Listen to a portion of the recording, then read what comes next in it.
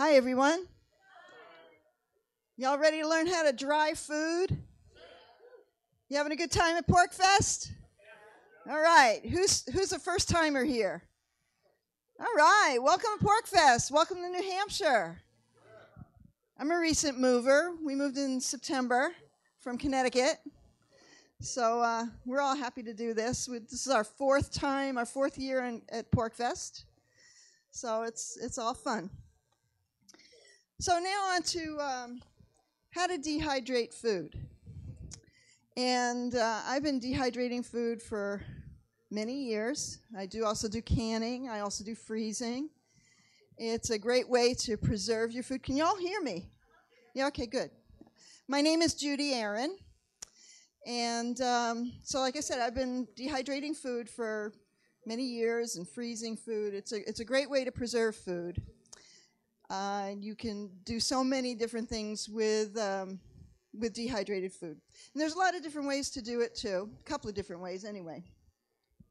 So I'm going to say first and foremost is that dehydrating food, drying food, is one of the oldest methods of preserving food. People in ancient times used to dehydrate food in the sun.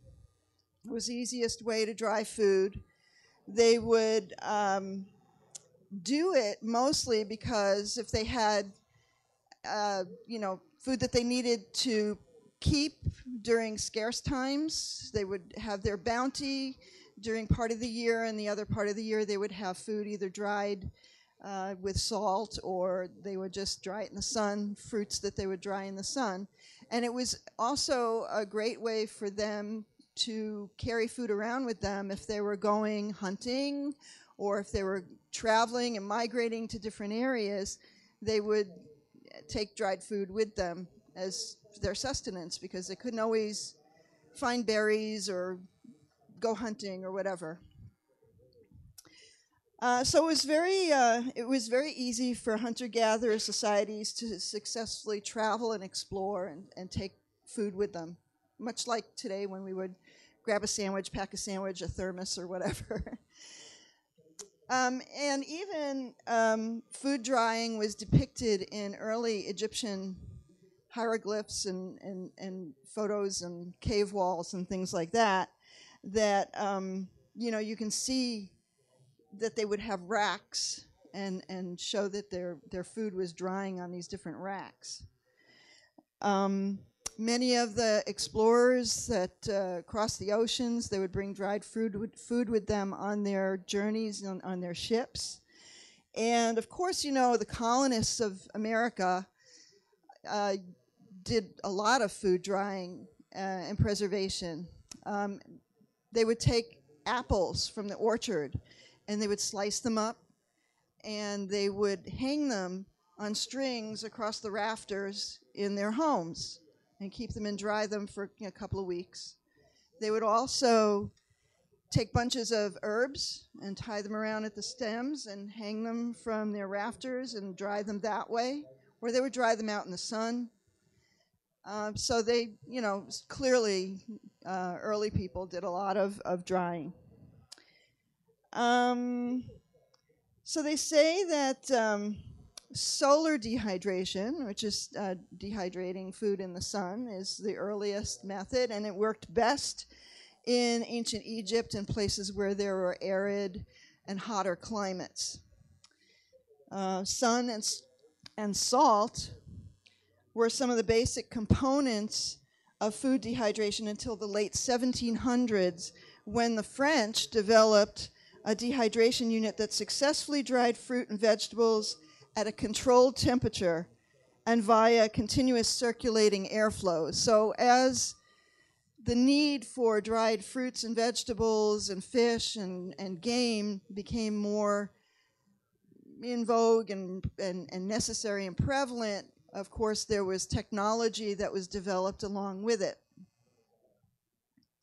In the early 1900s, natural draft dehydrators were designed with fire pits at the bottom of the devices and exhaust vents at the top, so that you had heat coming up through the bottom and airflow coming up through the bottom of a contraption that they would have food in the middle and the food was dried or, even smoked. So smoking food was also another way in which food was preserved and dried. Over the years, food drying methods improved and were shared among communities. People were also able to make businesses out of drying fruits and vegetables because not everybody had the time or the will or the interest to do it, so other people did it for them. And it was a, nice money-making opportunity for people to dry food for other people. We still see that today, but of course you go to the supermarket and dried peaches are $1 million gazillion a pound. So it really is very economical for you to do this at home, and it's very easy to do it as well. Now, the goal of drying food and food preservation is to keep food from spoiling. And it spoils basically because of bacterial growth. There's yeast, there's microorganisms, there's fungi that are on your food. Whether you keep it clean or not, it's there. And what drying fruits and vegetables and meats will do is stop that action of bacterial growth from happening. It retards spoilage and rancidity of fats via the oxidation process. Oxidation and enzymes activity causes browning, which is more of a visual issue in preserving food. I'll take questions in a little while. Okay. Food preservation methods involve the use of heat. Some use refrigeration, freezing, concentration, dehydration, irradiation, pH control, chemical preservatives, and packaging applied to produce, and various degrees of preservation in accordance with different uses and patterns and shelf life of different products. Of course, we don't want all that stuff. We just want very basic food that's dried and preserved. You don't want to add any kind of chemicals or anything to your food, so just dehydrating or drying your food is the easiest method to preserve it. Foods preserved by dehydration contain considerable lower water activity and less total water than concentrated foods. Most dehydration methods utilize heat to vaporize and remove water. So that's basically what you want to do with dehydrating food, is to remove the water, which causes, which helps bacteria and yeasts and everything else to grow. When you deprive them of water, the growth is inhibited. And in order to properly dry foods, you have to be able to control the temperature and also the circulation of air that's flowing in and around the food that you're drying. If the temperature is too low or the humidity is too high, the result is that the food will dry either too slowly and can cause spoilage because the bacteria and microorganisms are allowed to continue to grow. And if the temperature is too high, you end up cooking your food, which you really don't want to do. So some of the more common ways to dry food is through sun drying, natural solar drying, oven drying. You can dry any foods in your oven if you have certain settings, lower temperature settings to control, and drying in a dehydrator such as this one. This one is the Excalibur, which I bought on the internet, on Excalibur.com. I happen to like this particular model the best, simply because, I don't know, does anyone here have a dehydrator machine at home? Okay. Some of them are round, and they have fans that come up from the bottom. This is square with trays, which are easily removed, and has a fan in the back. And what I particularly like about this is that the fan, the hot air, is blown across the food rather than up through the bottom, where what would happen is your food on the bottom is drier than the food on the top usually, and you have to kind of switch trays around to get an equal drying of the food that you're trying to dry. Well, let me go, before we jump to, using a dehydrator, about sun drying. Definitely, like I said, it's the oldest method of drying food. And produce and meats naturally shrivel when you stick them in the sun, because the air circulates through and the water is evaporated out of it. But the problem with sun drying is that you have to have some sort of method to keep insects off and animals from coming around and eating your food while it's drying, because it's got to stay out in the sun for a while. It can be done by covering your food with some kind of cheesecloth or screen. There are plenty of places that sun dry their food, and they have massive screens that they place the food on, and they cover them over so that the sun still gets through and the bugs don't get to them. The other problem inherent with sun drying is that you have to have several good days of sunny weather and hot weather, and weather that's not humid, in order for the food to dry completely and uniformly. And that's not always available to us, because we can't control the sun and whether it's going to rain or not. So, but anyway, they say that an ideal place would be one which receives many consecutive days, which is considered 85 degrees Fahrenheit or higher, with a relatively low humidity. So that may not be, available to you in wherever you live. And some foods, such as herbs, can be easily dried. Like I said, the colonial people used to tie them in a bunch and just hang them from their rafters at home. And if you're going to use that method of drying food at home, tying them in a bunch and hanging them from somewhere, or tying up apples or pears and hanging them from somewhere in your home or outside, you do want to perhaps throw a cheesecloth over it, or some sort of paper bag with little holes punched in it, so that the air circulates through and they're not exposed to a lot of dust or dirt or bugs. So that's how sun drying works. Now, oven drying, unlike sun drying, with an oven you can basically control the temperature of how you're drying your food. And when you're drying food, it requires temperatures between 130 and 150 degrees.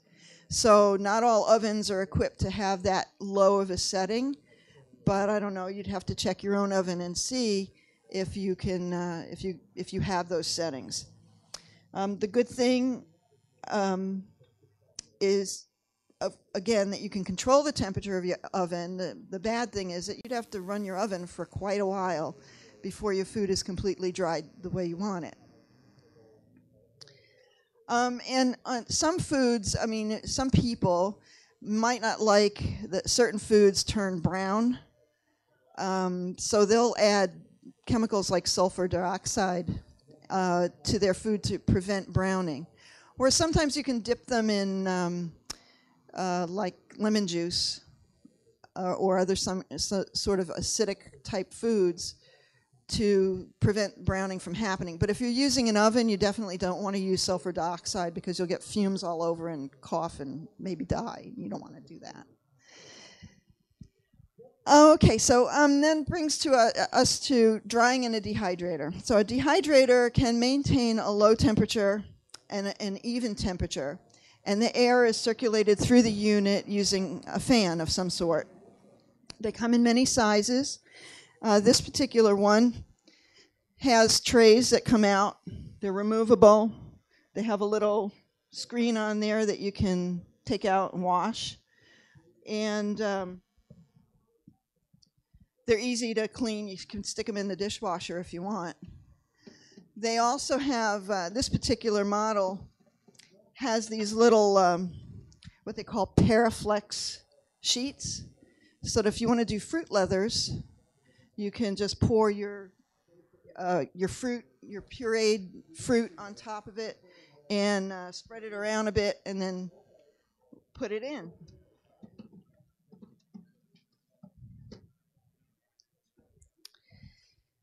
So some of these units come with timers, and others have various temperature settings. This has several different temperature settings for anywhere from herbs to making yogurt to vegetables to making meats, drying meats and fish, and making beef jerky. This particular unit I can also use to raise bread if I wanted to raise bread, or make yogurt, which my husband makes yogurt. And it's really a great piece of equipment to have at home. Now, before I go into how to prepare the foods to dry in there, I just want to stop for a second and see if anybody has any questions thus far. You had a question. Yeah. It slows it down, absolutely. It won't ever eliminate it. You always have bacteria in your food. I'm sorry? It slows it down incredibly. So as long as you keep your dried foods in a cool, dry place, that the food doesn't get moist, and it shouldn't get moldy or have any problem with it. Mm-hmm. I think this kind of unit, I'm thinking somewhere between $200 and $300, depending on where you pick it up. It's definitely a terrific investment. For me, it's paid for itself tenfold already, because I do a lot of drying. If you get beef on sale and you want to make beef jerky, or you get a whole box of bananas from a friend or something like that. You dry all your food and you keep it stored for a long, long time. I've made dried bananas, and I keep them around the house. I store them in glass jars or little Tupperwares, and it keeps them nice and dry and crisp and good to use.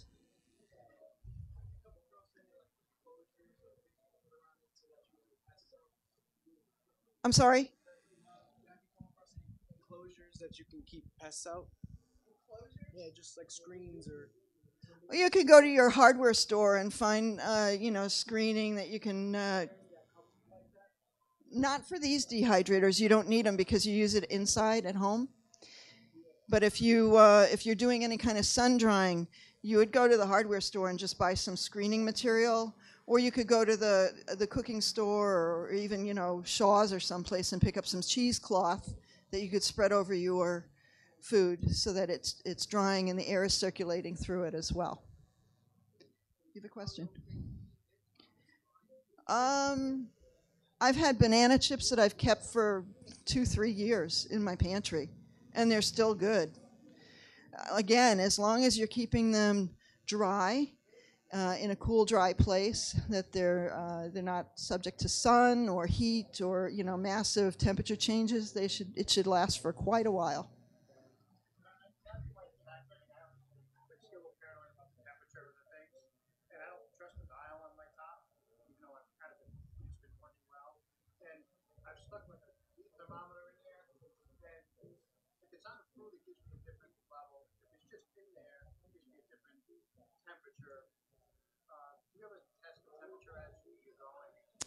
I haven't tested the temperature with this at all because I've never had a problem with the food not drying properly. But I mean, if you're really concerned about the temperature settings of your unit, it just makes sense. You can just get a thermometer and stick it in and see what temperature it goes to. And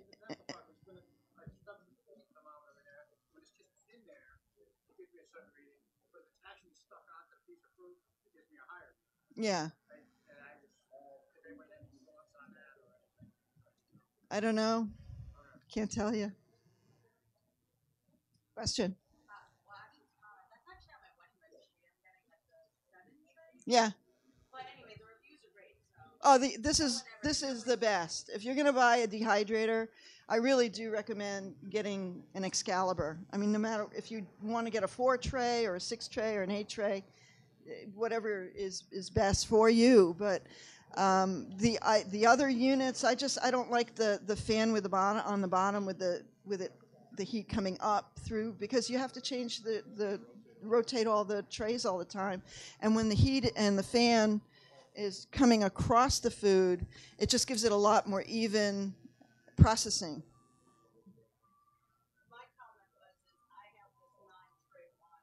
I absolutely love it. So if you're going to go 7, you might as well go 9. Exactly. Because you know when you're doing it, you're going to be running for a long period of time. You can put more stuff in it. But the other thing I use it for is once I've cooked food, like coming up here, I made brown rice and then I dehydrated the brown rice so that I could rehydrate it.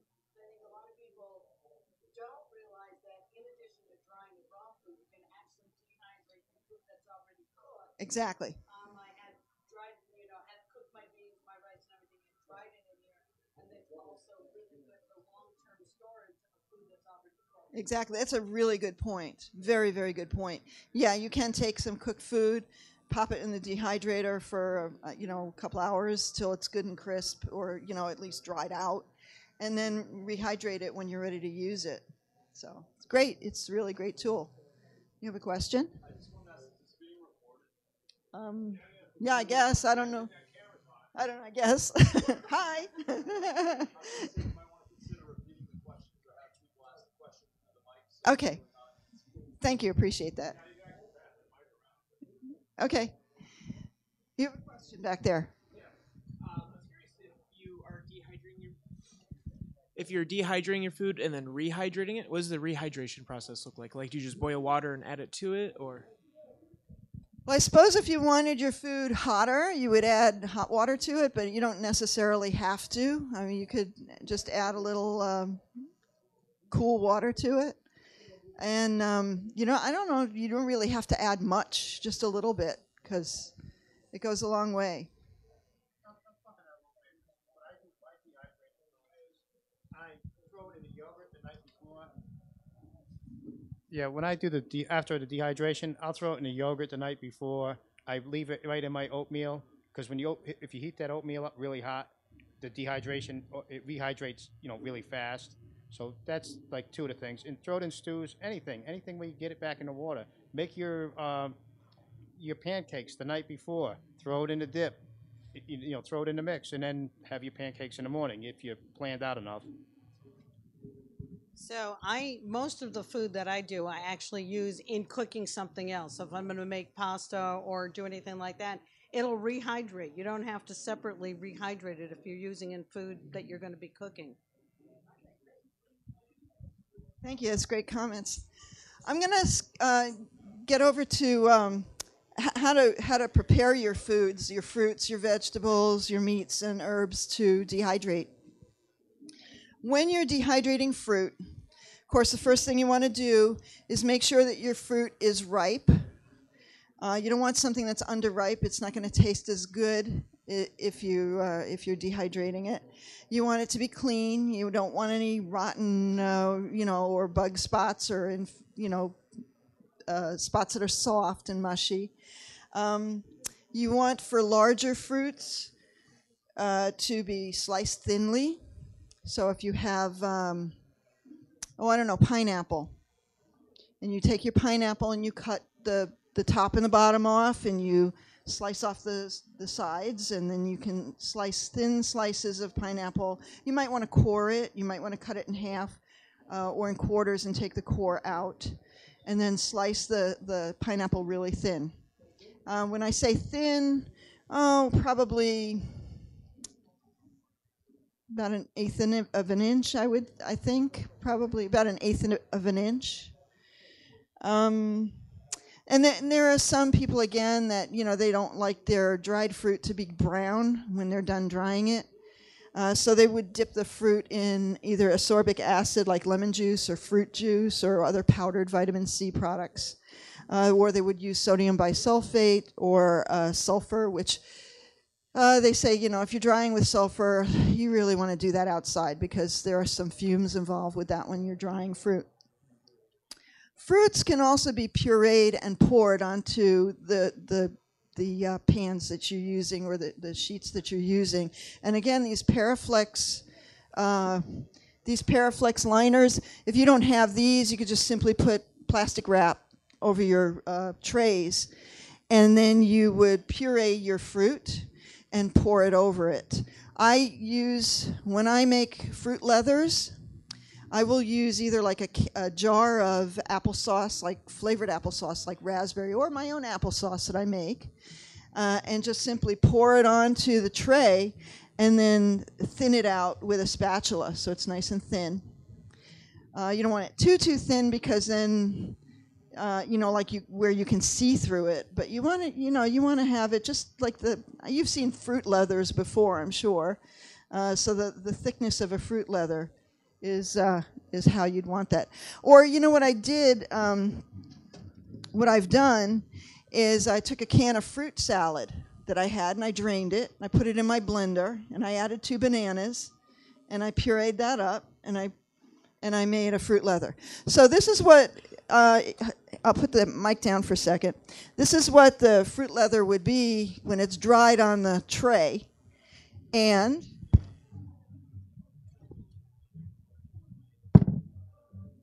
then when you're done, you simply peel it right off and you have your fruit leather. And then when you're done with having your fruit leather, you can simply roll it up and stick it in a plastic bag, take it with you for lunch. If you're looking for more long-term storage for fruit leathers, which are really great for kids, packing them in their lunch boxes, or if you're going hiking or something, put it between some plastic wrap or stick it in a plastic Ziploc bag and just roll it up. So it just makes a really good take-along to have.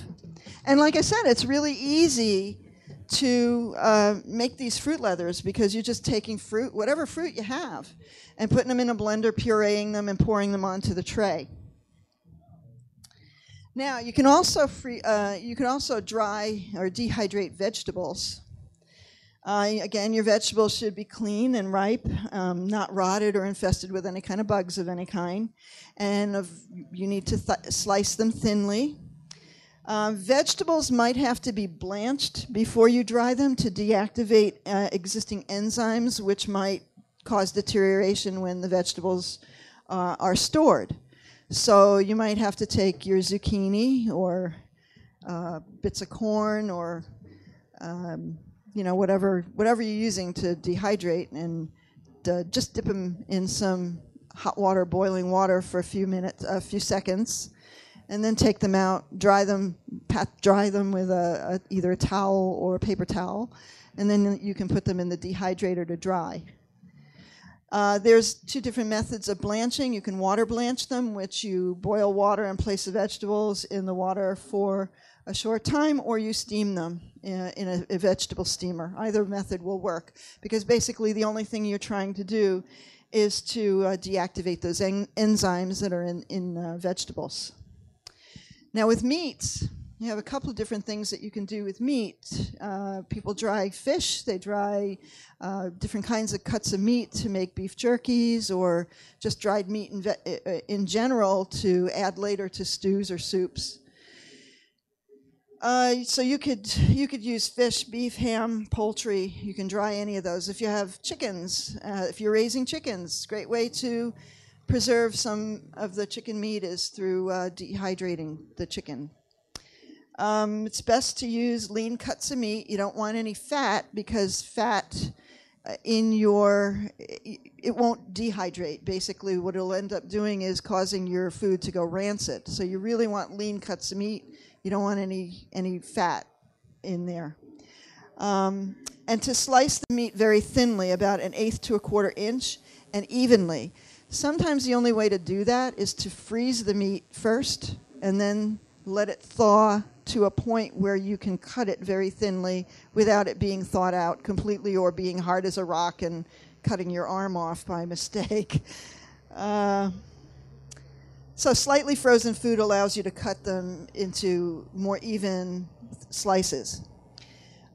Meat can be wet or dry cured beforehand, usually with a salty mixture to help preserve the food. You know, in ancient times, they used to use a lot of salt to preserve food. You might not want to use as much salt, but see, the beauty about using a dehydrator like this is you control the ingredients. You can control, whether you're using salts or sweet sugars, honey, whatever, to preserve your food with. Wet cured meat is when you marinate your favorite sauce or marinade for flavor like they do for beef jerkies. You can use teriyaki sauce. You can use, barbecue sauce. A lot of different kinds of sauce, some of it with liquid smoke in it, however you like it. There are a lot of different recipes. You can find a ton of them on the internet. And fish can be treated by putting it into a salt brine of some sort. So those are wet cured methods. The dry cured methods, meat and fish can be dry rubbed with a mixture of salt and spices if you like it that way. So once you slice your meat very thin at that frozen state, you might rub it with some sort of salt and spices for you, however you like to put it. So that's basically, how to prepare meats for dehydrating. And herbs, you can dehydrate herbs as well. So if you have a bunch of basil from your garden or parsley, you lay them on the racks. You might have to cover them over with some sort of cheesecloth or something and sort of wrap it under so that your basil isn't flying around as the fan is activated in your dehydrator. Yeah, I learned that the hard way.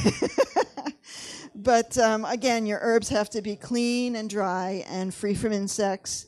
And the stems, you can either remove them before you put them in the dehydrator or after they're dried. So that's the thing about drying herbs.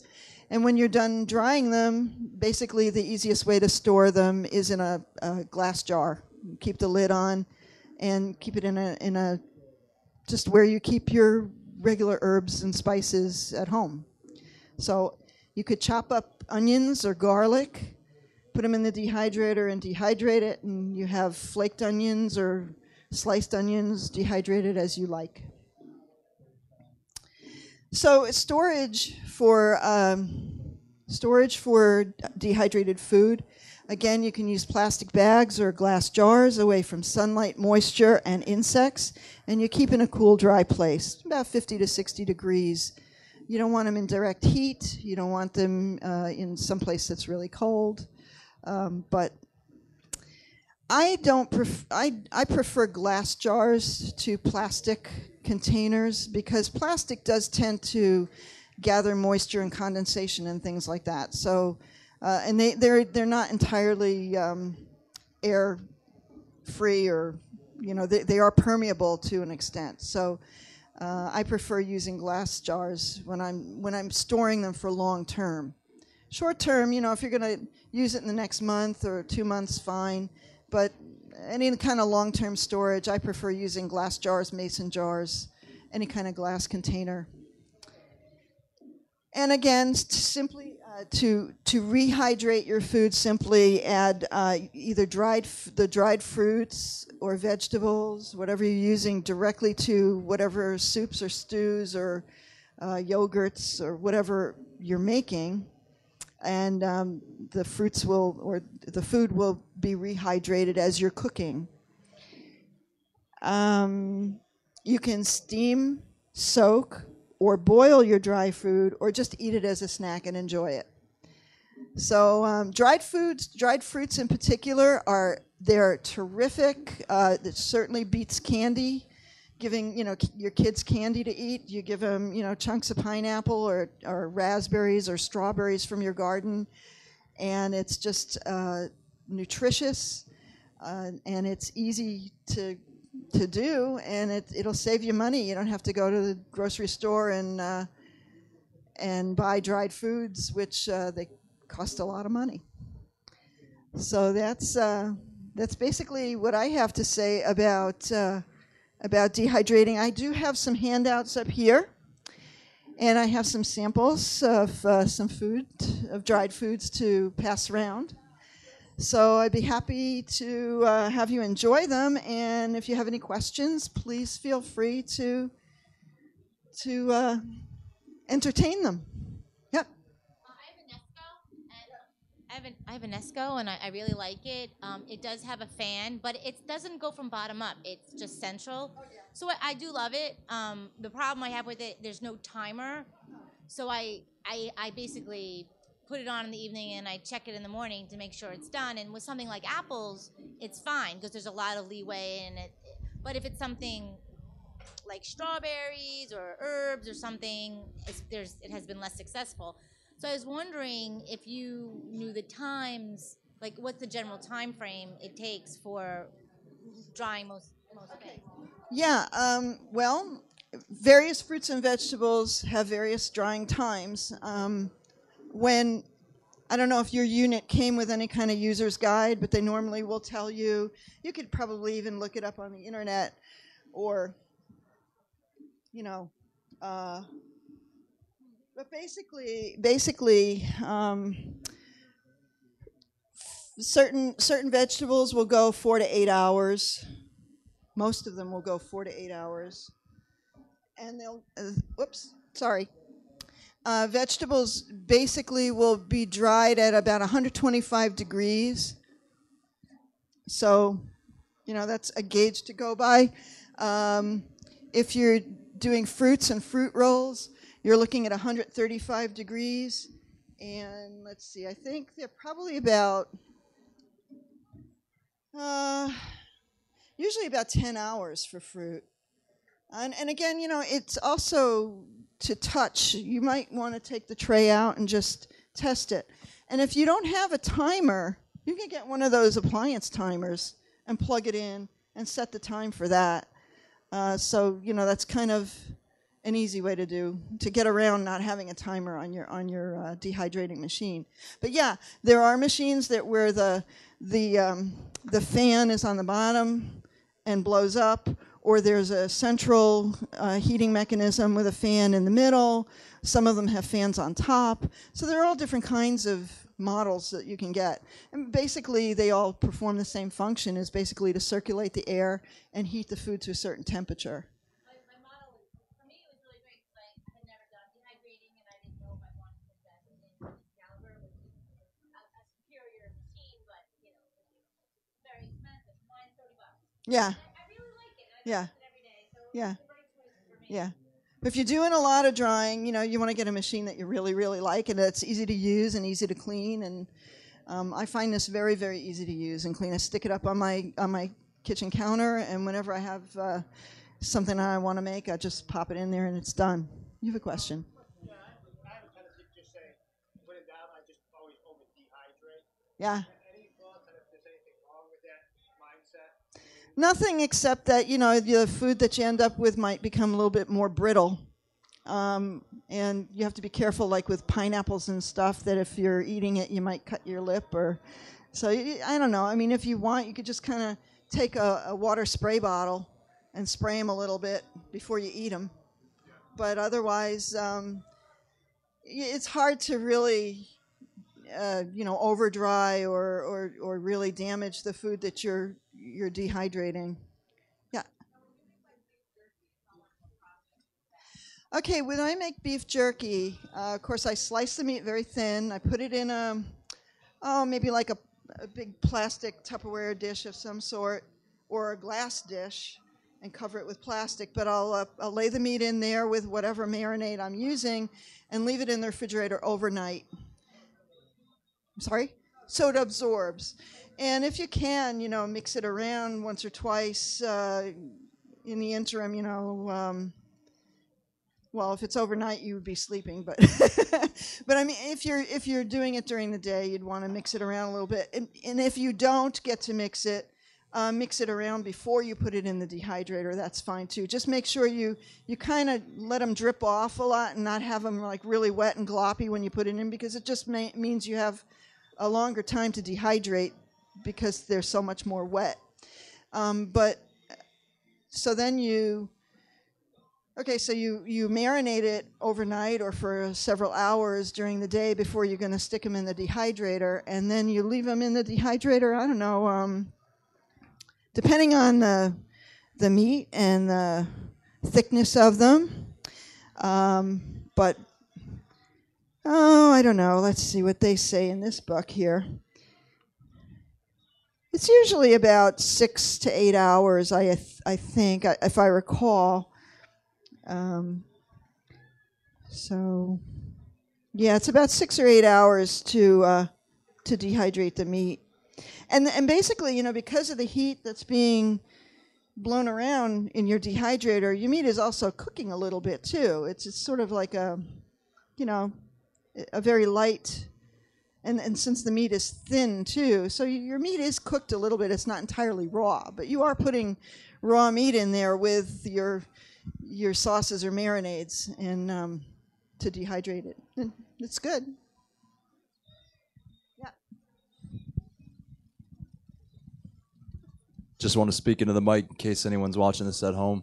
I really like the idea of dehydrating because I believe it's probably one of the best paleo preservation methods. I'm not sure. I haven't read the Paleo Manifesto yet. But my question is, when you're dehydrating things and you use honey as the preservative or a flavoring, does that keep it essentially paleo and also raw, like raw whole foods diet also, because you're not cooking it over a certain temperature?